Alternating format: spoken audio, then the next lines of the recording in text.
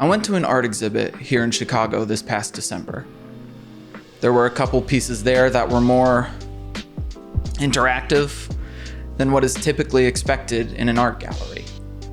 In a piece by @AfterHesse on Instagram, I was invited to write on tape and stick it on the piece, or even to write directly on the photo itself. The instructions read, draw, mark, and add your own artwork to the print on the right. Take inspirations from the student at Michelle Clark High School on the left. I wrote a favorite quote of mine that comes from, of all places, a car, owned by Jason Whipple and designed by Ornamental Conifer. The future is our fault. Even I, someone who had nothing to do with either piece, wanted to make my own mark. I wanted to, in some way, be memorialized. And I am. AfterHesse has posted his finished photo on Instagram, where it will live for, potentially, hundreds of years. I played at least some small role in the creation of this piece of art. The interesting thing about his Instagram is that, save for 3 photos, it's exclusively photos or videos of his arm. That same arm I slapped some painter's tape on. All of them covered in art done by different artists. So many pieces done on a tattoo of an empty frame on his arm. He's had dozens, if not hundreds of people, some artists, some not, use his skin as an artistic medium. People outside of himself interacting with him in the creation of these pieces. What I found more interesting than my interaction with AfterHesse's photo, though, was in people's lack of interaction with it. There were at least a dozen people there at any given time, and almost all of them didn't touch his piece, even after the explicit encouragement to do so. The art was begging you to be interacted with. But does interactive art really count as art? Hello and welcome to Neon Asterisk.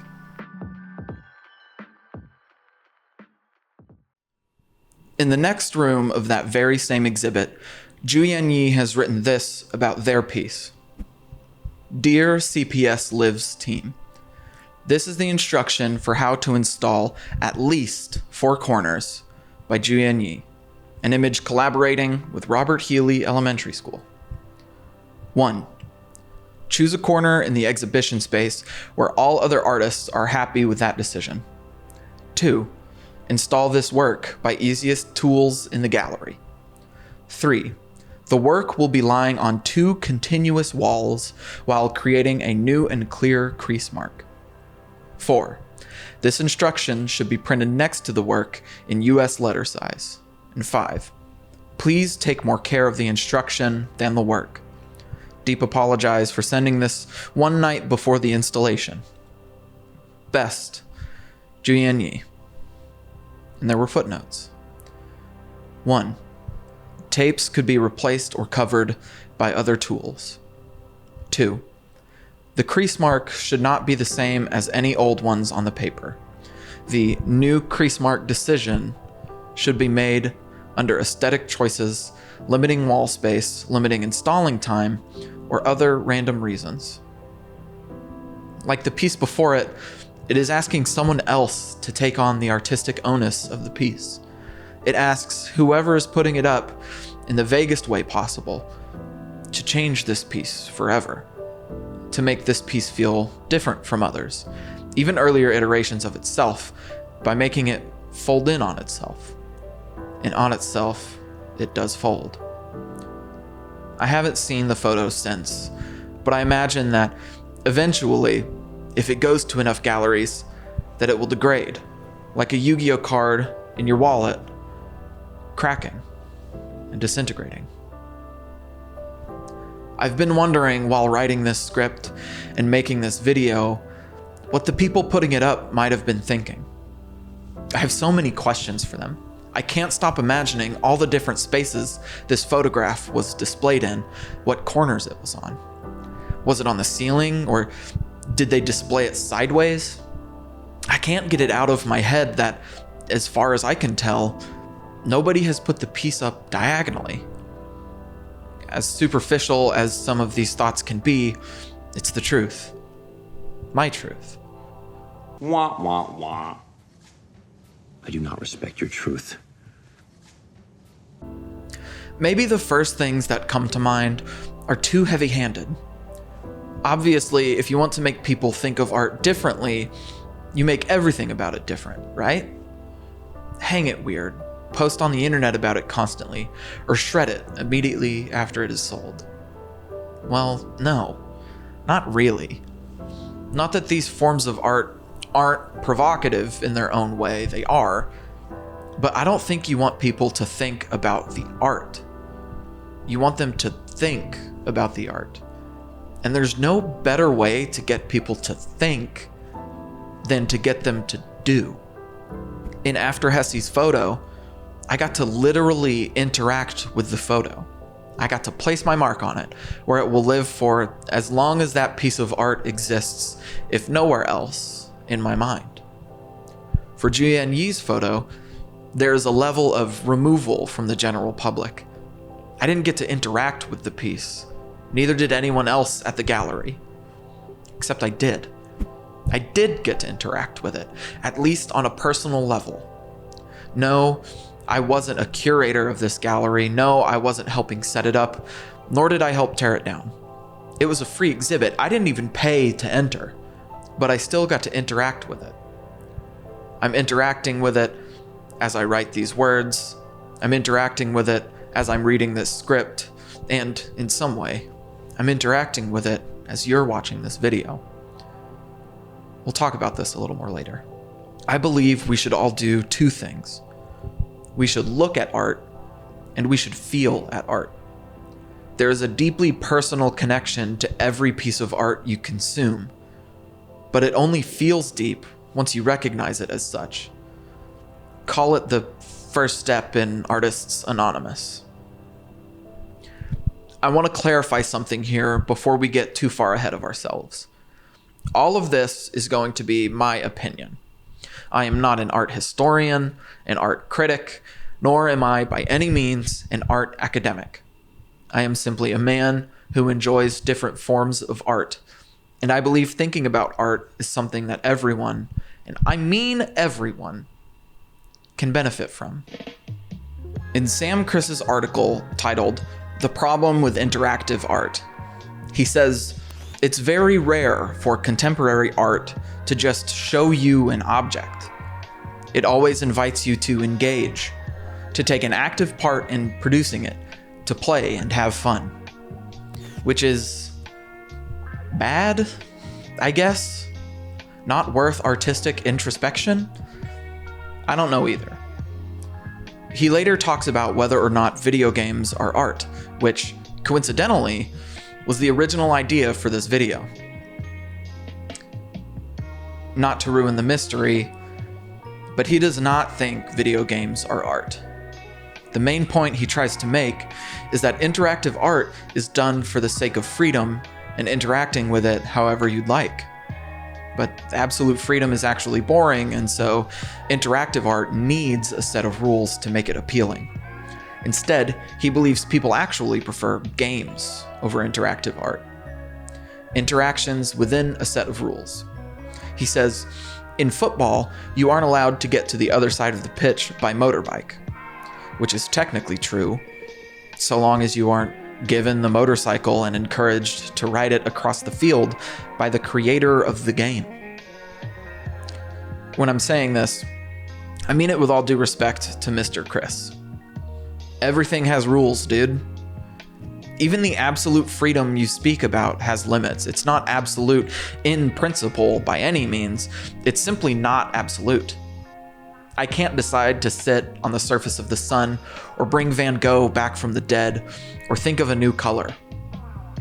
What I'm trying to say is that there's no reason to view interaction with art as invalid just because there are rules you must engage with during that interaction. Everything has rules. That's how the rational universe works. Here, let me make a rule. I have a terrific piece of art hanging in my apartment. It's literally one of one, but unfortunately, you can't see it unless you're in my apartment. Now that there's a rule that limits the interaction, the piece isn't art. Even if I were to show you a photo of it, you don't know what it looks like.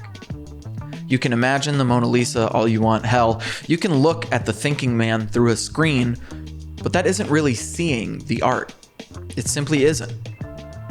You don't know where I live, and you can't just break into my apartment to be where the art is, so it's just paint on wood. That's actually kind of an argument that Chris makes in his own article, but flipped on its head. Art can only be interacted with when it's accessible, and art being more accessible has never been a bad thing. But you see how silly that rule sounds, right? Just because something has rules surrounding its interactivity doesn't lead to its exclusion. The Mona Lisa or the thinking man doesn't cease to be art once it's in a virtual or interactive space. I would argue that interactive art is, in some ways, better, due to its accessibility and tactility. In his article, Chris boils down every conversation with someone arguing for the artistic validity of video games to, it looks realistic, the cutscenes are pretty, and the actors are big Hollywood stars. Believe it or not all video games are made like that. I would go so far as to say most aren't. Games can be so stylized, like Sludge Life or Void Bastards, that they can't not be considered artistic. Just because something is more crass What the or violent in its presentation doesn't make it not art. Conversely, you wouldn't call a true-to-life, fine art portrait or sculpture of a historical figure to not be art. So why claim that a realistically rendered video game like Call of Duty or Red Dead Redemption 2 isn't art? Where is the line drawn? And who gets to decide? Is concept art made for a video game considered art? If it is, at what point in the process does it stop being art and become something else? When does it become just a game? What else can this definition of art exclude? I don't inherently disagree with Chris's line of thinking. I agree that people can't really enjoy true freedom, and that people, on some level, do enjoy structure and rules in regards to the things they participate in. What upsets me is that he sees these things and art as mutually exclusive, whereas in reality, two things can be true at the same time. He says definitively that video games are not art, but they are a game because of their interactivity. ¿Por qué no los dos?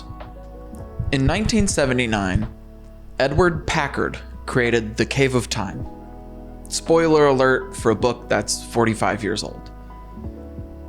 It's a young adult, choose-your-own-adventure book, the first of its kind.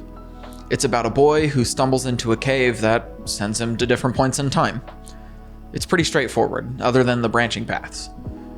I read it in its entirety and loved it. It had pictures in it, and it was 115 pages long, which probably helped. There were still interesting points in this book, even though it's intended for audiences a decade my junior.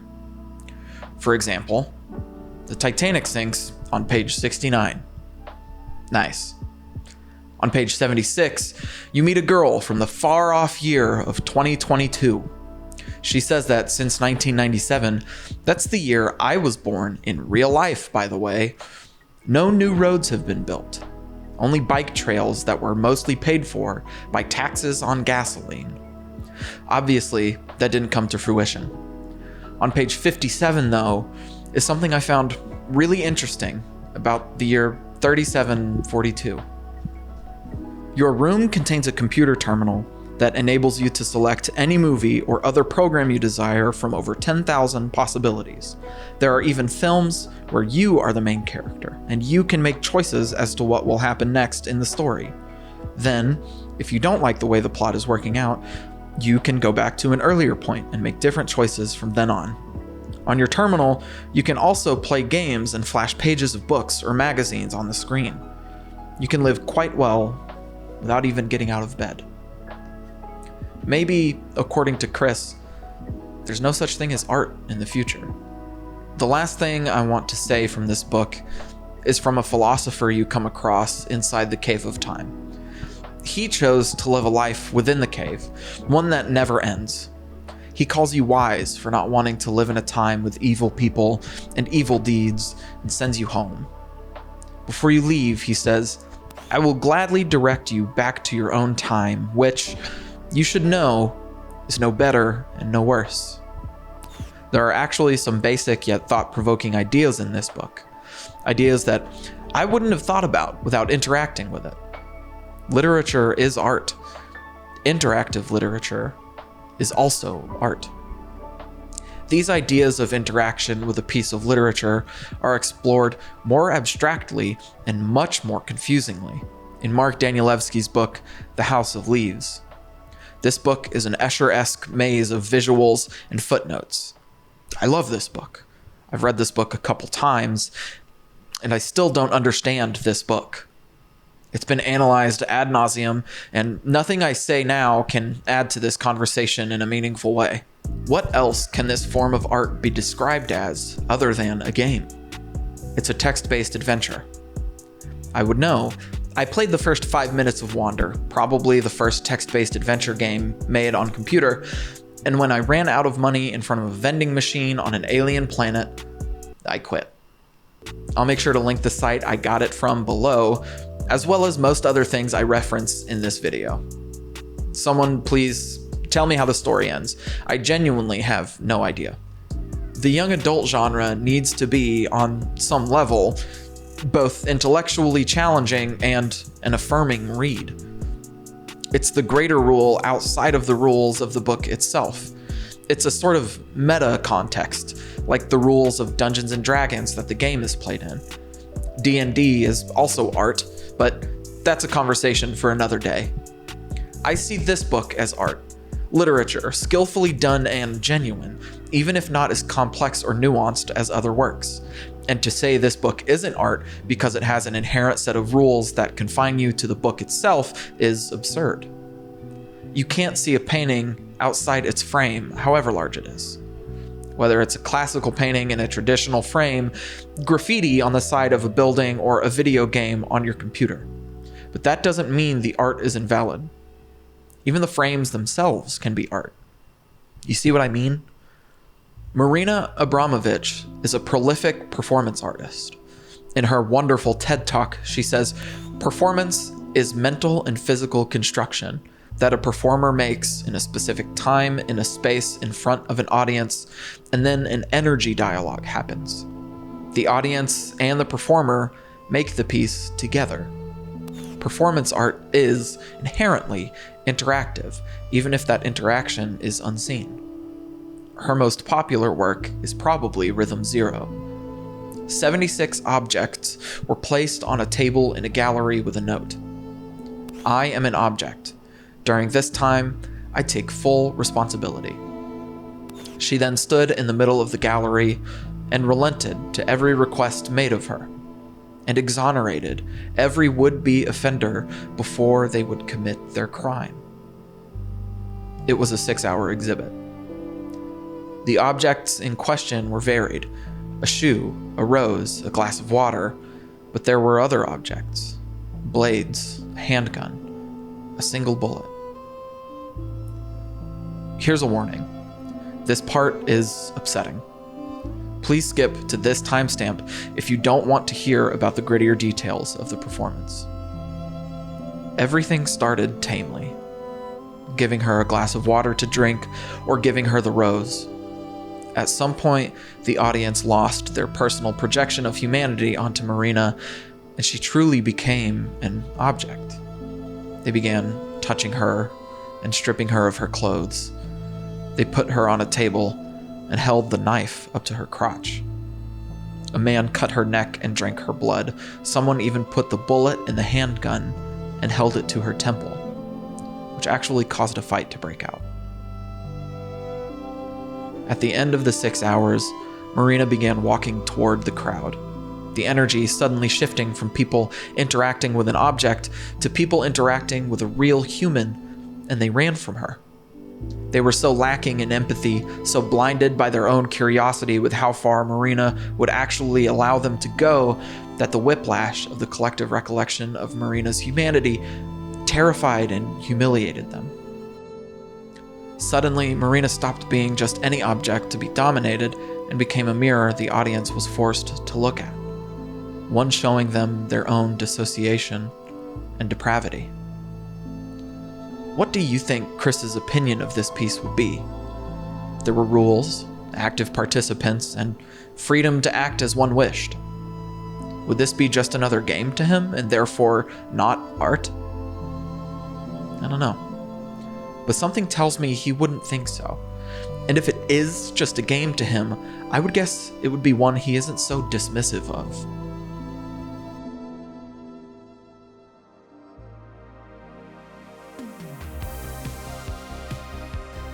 And what about ARGs? Yes, game is in the name, but it doesn't have to be participated in. You can watch an episode of an ARG, simply read the posts on the internet in between episodes dropping, and voila. You're caught up in a way that's not unlike The Boys or the MCU. At that point, it becomes a show that you can consume freely and in any order you like. I don't think we have to argue about whether or not cinema or television is a worthy art form. Some people pursue context in different ways and at different times, but gaining context, like time itself, isn't just linear. It's a line that spirals infinitely upward. Once we reach a new level, we can peek over the edge and learn from what we have seen. Not just from a personal standpoint, but a societal one as well. In ARGs, most episodes contain hints or links or puzzles that real people can do in real life. But the thing is that reality is something we all experience, both individually and communally. Individually, you might work on solving one of these puzzles.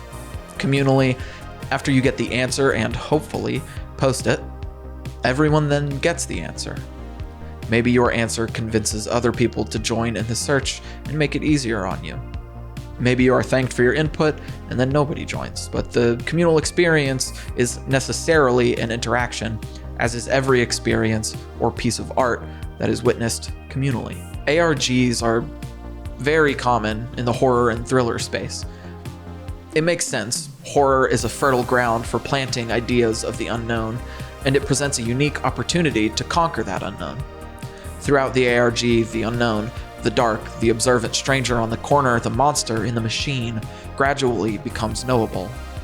And it's through that communal experience that it is possible. The ARG, like art, becomes more compelling the more you interact with it, and the more you interact with the community as a whole. I cannot complete this video without also eating a bit of crow. You see, I would have agreed with Chris on some level up until days before starting this script. That was up until my best friend took me to an art exhibit in VR chat. The Virtual Museum of Visual Art, or VMOVA, is a free art project that you can attend in VR. Let's talk about it. This is one of those things that immediately made me mad when I first got into the map. You're met with a combination of brutalist and modern architecture, massive white stone walls with huge clear windows for you to see through.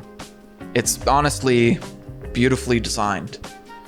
It's minimalist, modern, and it crushes you under its weight like something you can't avoid. It's not something you expect to see in a game where 90% of players either look like they're horny, furries, or meme characters, often a combination of all three. As a side note, I personally have been using the Gwimbly avatar as of late, although my Steezy Shrimp avatar isn't always out of the question. As of writing, the pieces in the museum are just examples of optical illusions. My guess is that it will continue to be that. They give examples of pretty common optical illusions in more or less different scales than we are used to seeing. The entrance itself is a play on pulling a rabbit out of a hat. It's immersive, it's daunting, it's clean, it's interesting. It pissed me off. Audibly, it made me angry. Watch this. Whoa! There's no way that that is your reaction. I think the most important interaction when it comes to a piece of art and the person consuming it is the individual's internal interrogation. Why is the question people ask very infrequently. Don't get me wrong, it will lead to extreme frustration and paranoia if all you can do is ask why. I personally am well aware of this, but everything in moderation. If you see a piece that particularly strikes you, positively or negatively, you should ask yourself why, and then enter into a deeper dialogue with the piece so it leads to a deeper dialogue with yourself. Why do I feel so strongly when I read this poem? Why is it so difficult for me to enjoy this performance? Why can't I put a finger on my emotions with this sculpture? Once you interrogate yourself, the art has interrogated you. One of my favorite films, Lars and the Real Girl, deals with a deeply socially inept man who finds it impossible to connect with the people around him, platonically or otherwise. Hello, Lars.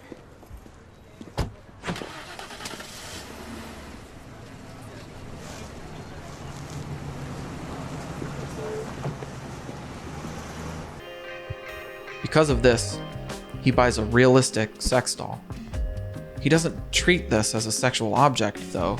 Rather, this doll becomes a proxy for his inability to connect with others and his intense desire to change. Bianca, the doll, is an object that Lars receives no judgment from. He is able to converse with her comfortably, and he even sings Love by Nat King Cole to her. Two in love can make it. Ooh. You should watch me chop wood, too. I'm really good at it. Despite the initial shock of this, his small town begins supporting him by also treating Bianca like she is, well, a real girl. They give her makeovers, allow her to model clothes, and take care of her while Lars is at work. It's beautiful. It's heartbreaking. It felt personal to me. I felt this intense feeling of isolation in a way not unlike Lars, and it helped me realize the power of community and how that community can give you the ability to overcome what you were in order to become what you can be. I interacted with this film internally. I can't interact with it on any other level outside of that. I can't change anything about it like I did with After Hesse's piece. I can't change the outcome of the story like a choose-your-own-adventure book or a video game. But that doesn't mean I didn't interact with it. That doesn't mean I didn't have an internal dialogue using the film as a sounding board for my own emotions. What do you think this art is about? And how does it make you feel? Maybe you think it's about redemption, conquering sin or the devil, about triumph over your personal demons, or maybe even about you being humbled in the eyes of God. Or maybe you feel like you've seen this piece somewhere. Everyone has different cultural understandings and will project that meaning onto whatever they are experiencing at any given moment. This is, of all things, Garfield fan art, done by Reddit user Rojan, and is currently the most upvoted post on the I'm Sorry John subreddit. To understand why this is Garfield fan art, you have to learn about what this part of the Garfield fandom has evolved into. To learn about what this part of the Garfield fandom has evolved into, I highly recommend Super EYEPATCH Wolf's video called What the Internet Did to Garfield. But I bet that if you're watching this, you've already seen it. In After Hesse's piece, it is all about collaboration and interaction, and I agree completely.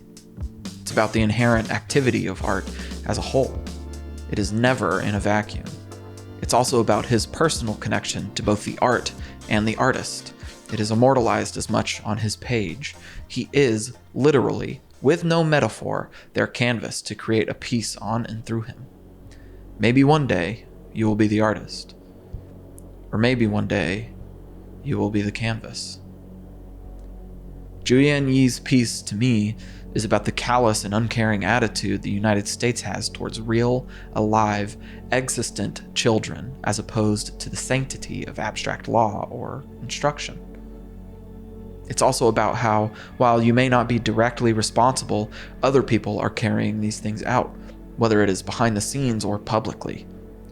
I have nieces and nephews going through elementary school. I want politicians to actually care about them. They should care about them. They should see the terrible things happening to children and offer more than just thoughts and prayers. There have been 413 school shootings since Columbine in 1999. The Washington Post has a sobering graphic about it. Hundreds of dots huddling around a circle, reminiscent of classes fleeing the school and taking attendance in a field or a playground. You can hover over each group of dots and see the number of students at the school. On the line, you can see a rough timeline of when the shootings occurred. Sometimes they are so close together, they're almost indecipherable. On a greater level, the circle they are all resting on implies inevitability.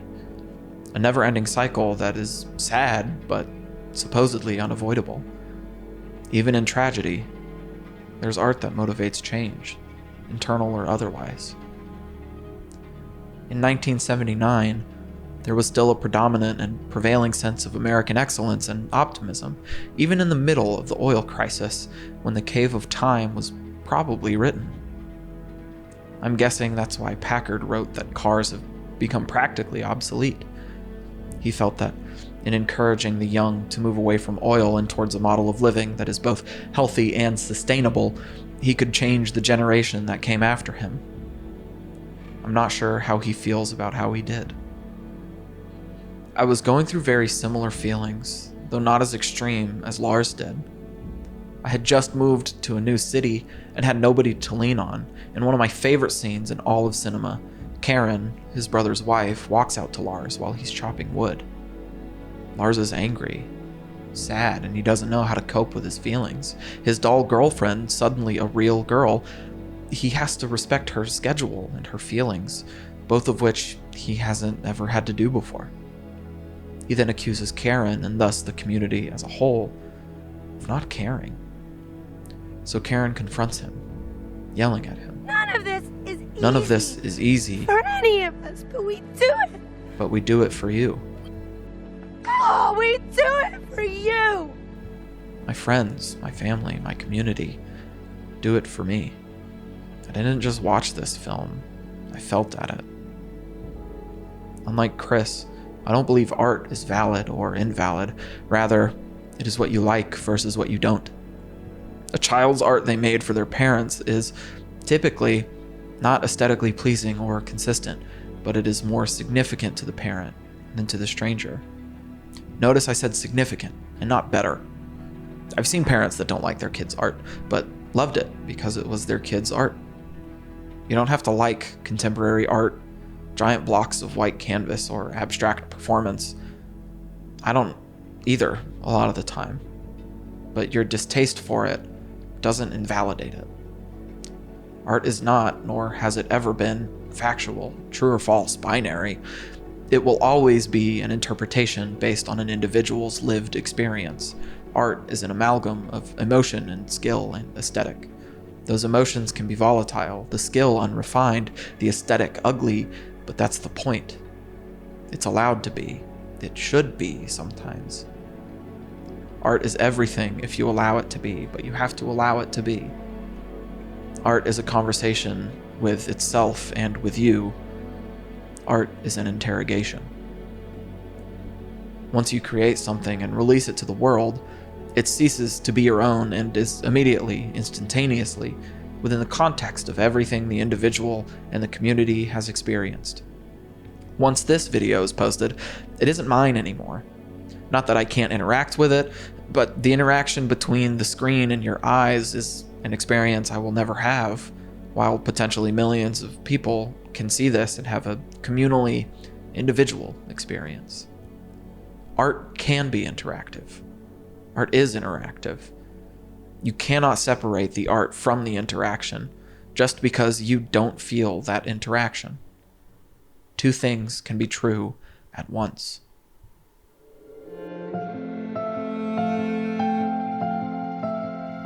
When I initially planned on making this video, it really was about video games and how I genuinely believe that they are, without question, art.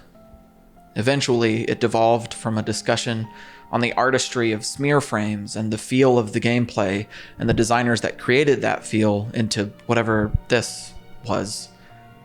I hope it made sense, and I hope it makes you want to look at something you like or something you dislike differently. So thank you, genuinely, from the bottom of my heart, thank you for watching, thank you for participating, and thank you for having this shared experience with me. This is the first video I made for this channel, and it was a very difficult experience for me. It gave me many emotional highs and lows. I was expecting it to be maybe 10 or 15 minutes, and then all of a sudden the script became almost 5,500 words. It became much more than I expected. If you made it this far, you must trust me a lot. So, second verse, same as the first. Thank you. Thank you to Jacob Geller and Super EYEPATCH Wolf, who I watched obsessively during this process, as well as every other YouTube video essayist who I took great inspiration from. I hope this piece was up to snuff. An extra thank you to my best friend for encouraging me through all of this. I couldn't have done it without you. And thank you to my wonderful partner for doing the same. I couldn't have done it without you either. I know it will be good is a phrase I heard a lot from the both of you, and each of your critical eyes as well as your artistic sensibilities were genuinely the only thing that made any of this possible. Maybe I'll make another one of these videos, and then you'll have to deal with this all over again. Don't forget to love each other. I'll keep in touch.